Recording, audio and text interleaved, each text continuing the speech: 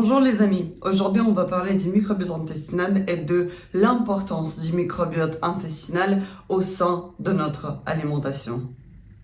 Aujourd'hui on va aborder une question cruciale, comment bien entretenir son microbiote intestinal.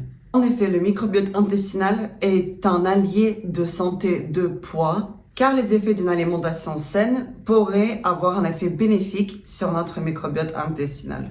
Il s'avère que le microbiote intestinal est peuplé de 500 millions de milliards de bactéries au niveau de notre organisme, interagissant ensemble et aussi avec les cellules de notre intestin. On pourrait les comparer comme un écosystème dans une forêt où chaque composant a sa propre rôle. Et bien évidemment, pour que chaque fonction de chaque partie de cet écosystème fonctionne en symbiose et en équilibre pour que tout marche bien.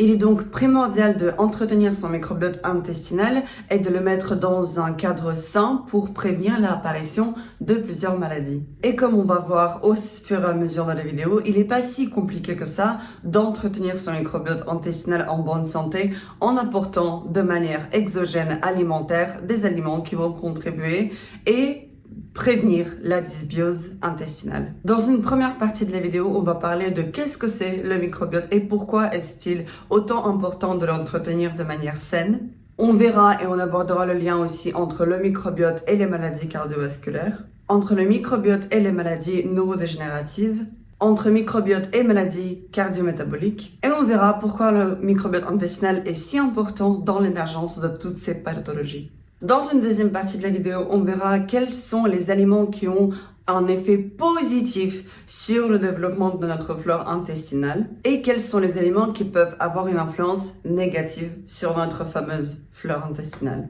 Ça sera aussi l'occasion de parler de qu'est-ce que c'est un prébiotique et qu'est-ce que c'est un probiotique. Et je vous donnerai quelques petits conseils comment, grâce à l'alimentation, entretenir une bonne santé du microbiote intestinal tout en étant dans une alimentation équilibrée. Allez, on attaque avec la première partie de la vidéo, c'est quoi le microbiote? Le microbiote intestinal est l'ensemble des organismes qui sont situés au niveau de notre tube intestinal. On estime que ce microbiote pèse entre 3 et 5 kg. D'après les études scientifiques, nous sommes composés plus de 10 fois plus de micro-organismes que de cellules humaines. Donc on parle de centaines de milliards, des milliards des organismes qui vivent dans nos intestins. Un peu fou, non? Dans cette pléiade de micro-organismes, on retrouve entre autres des bactéries, des champignons, des levures, des virus, des bactériophages et même certains parasites. Ces micro-organismes sont majoritairement situés dans nos intestins et on considère qu'il y a beaucoup plus de micro-organismes en partie basse de notre tube digestif qu'au niveau de l'estomac, puisque les études scientifiques estiment qu'il y a 100 millions fois moins de micro-organismes au niveau de l'estomac dû à la production d'acidité et donc le milieu n'est pas autant favorable pour les micro-organismes au niveau des intestins dû à la destruction de l'acidité.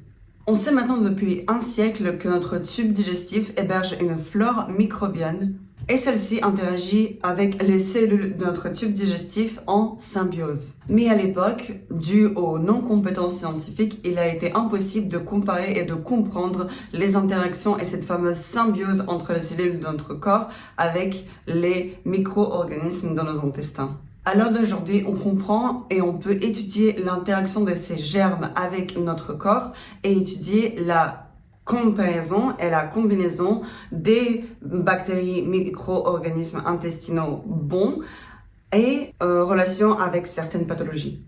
Grâce aux techniques de séquençage à haut débit, grâce des mises en culture de ces fameux micro-organismes et surtout grâce à des modèles qu'on appelle des modèles axéniques. Ce sont des modèles animaux qui sont dépourvus de micro-organismes et donc de microbiote intestinal. Il s'avère que le microbiote intestinal participe dans tout un tas de fonctions au niveau de notre organisme. Il participe notamment à l'assimilation des nutriments, à l'absorption de calcium, de magnésium, de vitamines et de plein d'autres fonctions. Il s'avère que chaque microbiote est unique et comme une empreinte digitale, il est unique et propre à chaque individu.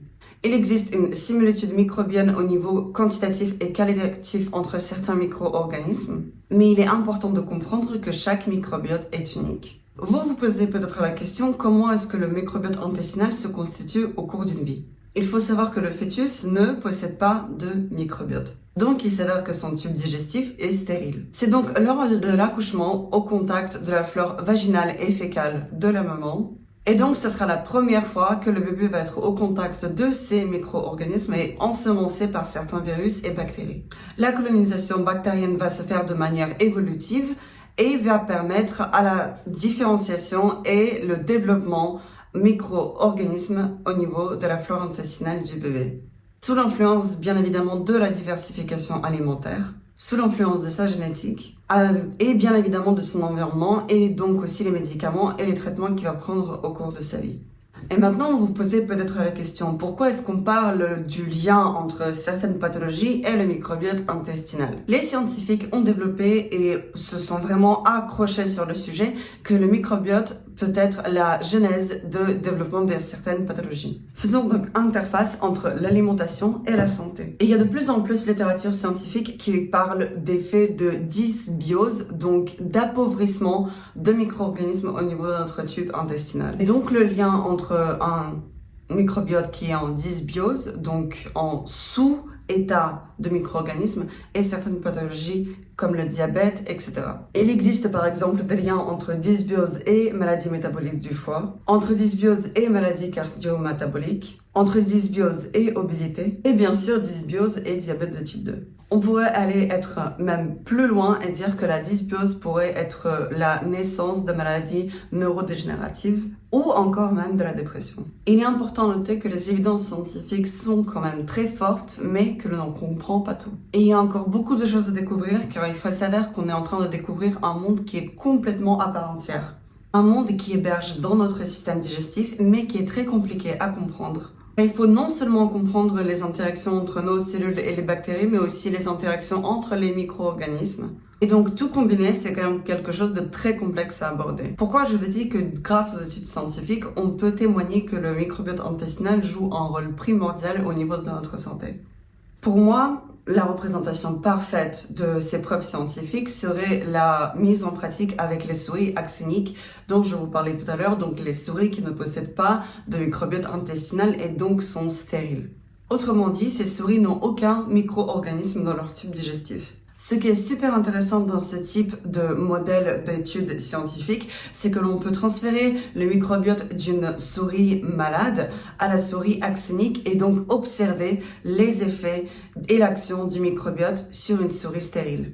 Donc, en règle générale, on va prendre par exemple le microbiote d'une souris diabétique et le transposer dans une cellule axénique de la souris qui est stérile. Et donc, on va observer la suite de cette implantation. Les scientifiques ont aussi fait cette expérience d'implanter le microbiote d'une souris qui souffre d'obésité à une souris axénique et ont observé une augmentation de poids avec la souris stérile.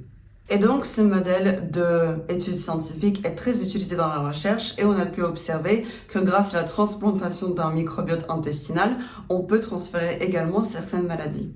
Mais parlons science, quels sont les aliments qui sont favorables pour le développement de la flore intestinale et lesquels ne sont pas propices au développement de la flore bactérienne? On va donc parler des prébiotiques et des probiotiques. Donc pour bien comprendre les actions positives de notre alimentation sur notre flore intestinale, il est très important de définir certains principes. La première chose à savoir, c'est qu'est-ce que mange une bonne bactérie? Autrement dit, quelle est la nourriture d'une bonne bactérie pour contribuer à notre bonne santé? Appelons-la comme ça. La bactérie gentille, elle va consommer ce qu'on appelle les fibres alimentaires. Les fibres alimentaires sont des glucides indigestibles que l'on retrouve en grande quantité dans les fruits, les légumes et les légumineuses et aussi les céréales complètes. Et il s'avère que les aliments d'origine animale ne contiennent pas de fibres alimentaires. Donc les prébiotiques, ce sont les fibres alimentaires, donc la nourriture pour les bonnes bactéries intestinales. Et on les retrouve dans les aliments riches en fibres, fruits, légumes et les céréales complètes. Un autre élément qui peut avoir un effet bénéfique sur notre flore intestinale, ce sont les probiotiques. Les probiotiques, ce sont des micro-organismes vivants qui, ingérés dans une quantité adéquate, vont générer un bénéfice au niveau de notre organisme. Ça peut être des lactobacilles, des lycobactéries, mais aussi certaines levures comme les Saccharobacilles. Les probiotiques sont naturellement présents dans les aliments ce qu'on appelle fermentés, comme le yaourt, la kéfir ou encore la choucroute. Il s'avère que leur consommation pourrait améliorer la composition de notre flore intestinale. Donc les prébiotiques et les probiotiques seraient intéressants de consommer à travers l'alimentation d'une manière exogène afin d'optimiser l'équilibre de notre microbiote intestinal et donc par la même occasion bénéficier à notre bonne santé. Il s'avère que les fruits, les légumes et les céréales, donc les éléments riches en fibres, et les fibres vont avoir deux grands effets majeurs. Ils vont donc sélectionner des bactéries qui eux-mêmes vont produire des molécules, ce qu'on appelle les acides gras à chaîne courte, ce qui permet de stimuler la production d'hormones digestives comme le PYY ou le GLP-1. Et aussi, l'ingestion des fibres permet de réduire l'inflammation et de réduire la production de sulfite d'hydrogène, des molécules toxiques pour notre organisme. Et donc, tous ces effets combinés permettraient de lutter contre le diabète de type 2. Maintenant, deuxième groupe de nutriments mis en avant par les groupes de scientifiques, les éléments riches en polyphénol, comme les myrtilles, les raisins ou même encore le café. Ces aliments riches en polyphénol auraient potentiellement un effet bénéfique sur un certain et très précis nombre de molécules qui s'appellent les molécules Akkermansia. Et ces bonnes bactéries colonisent tout notre niveau de tube digestif. Ces bactéries induisent aussi des effets majeurs positifs en limitant l'inflammation, en augmentant le GLP-1 qui va contribuer à lutter encore une fois contre le diabète de type 2. Le troisième et dernier groupe mis en avant par les scientifiques, ce sont les nutriments riches en oméga 3, comme le poisson gras ou encore les noix. Ces fameuses oméga 3 permettent de sélectionner certains germes et donc vont contribuer à une synthèse plus importante de ces fameux acides gras à chaîne courte. Et surtout limiter certaines bactéries qui eux-mêmes vont sécréter des petites choses négatives qui sont des lipopolysaccharides qui ont tendance à augmenter l'état inflammatoire de notre corps. Donc la consommation de oméga 3 permettrait donc de diminuer l'inflammation. Il est très important de savoir et de bien se noter cela dans sa tête que les fibres alimentaires, les oméga 3 et les aliments fermentés et les polyphénols sont présents dans un équilibre alimentaire sain.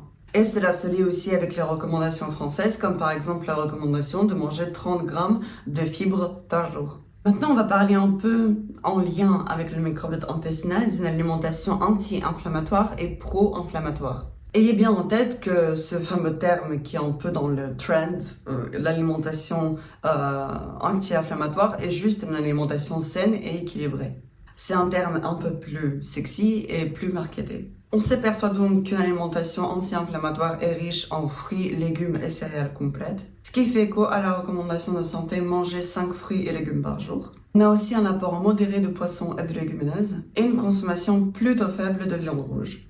Donc ici, on parle ni plus ni moins d'une alimentation méditerranéenne. Et parlons maintenant de l'alimentation pro-inflammatoire, en ce qui consiste en la consommation de produits ultra transformés, raffinés et beaucoup de sucre. La viande rouge qui est processée, les boissons sucrées, et donc peu de fruits, peu de légumes et peu de céréales complètes. Certaines études mettent en avant des vecteurs qui sont propices au développement de maladies cardiovasculaires et à une alimentation pro-inflammatoire. Par exemple, les aliments ultra transformés peuvent induire une inflammation par plusieurs biais.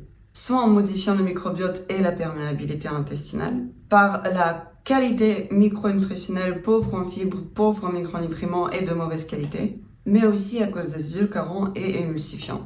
D'ailleurs, un petit aparté, l'OMS a fait une nouvelle recommandation sur l'aspartame qui pourrait être une molécule potentiellement cancérigène. La consommation d'une alimentation équilibrée, c'est-à-dire riche en fibres, riche en oméga 3 et riche en phytonutriments, semble avoir un effet positif sur notre microbiote et donc sur notre santé. Alors qu'une alimentation style Western Diet, donc une alimentation riche en produits ultra transformés et riche en malbouffe, semble avoir un effet négatif sur notre microbiote, contribuant à une mauvaise barrière intestinale, donc une inflammation et le développement de maladies chroniques. Donc avec les probiotiques et les probiotiques, on engerme notre microbiote intestinal avec les bonnes bactéries et on nourrit ces fameuses bonnes bactéries pour développer de manière positive notre flore intestinale et donc contribuer à notre santé. Avez-vous déjà entendu parler de la transplantation fécale? Vous connaissez peut-être la transplantation rénale qui consiste à prélever le rein donneur et de le greffer à une personne malade pour qu'elle puisse retrouver une fonction rénale normale. C'est ici un peu le même principe, on va transporter la flore intestinale d'un donneur vers la flore intestinale d'une personne qui souffre d'une pathologie. On va donc prélever les selles d'une personne saine pour ensemencer l'intestin d'une personne malade. La seule contre-indication à la transplantation fécale, c'est la première cause de diarrhée nosocomiale en France. Donc le plus compliqué est de trouver un donneur sain qui peut faire une transplantation de germes non pathogènes. En faisant un récapitulatif de la vidéo, bien évidemment, il faut manger sain et équilibré en alimentant nos intestins avec les prébiotiques et les probiotiques, éviter les aliments ultra transformés et le Western diet et manger sainement et vivre sainement. Et sur ce, merci d'avoir visionné la vidéo et sur ce, à bientôt.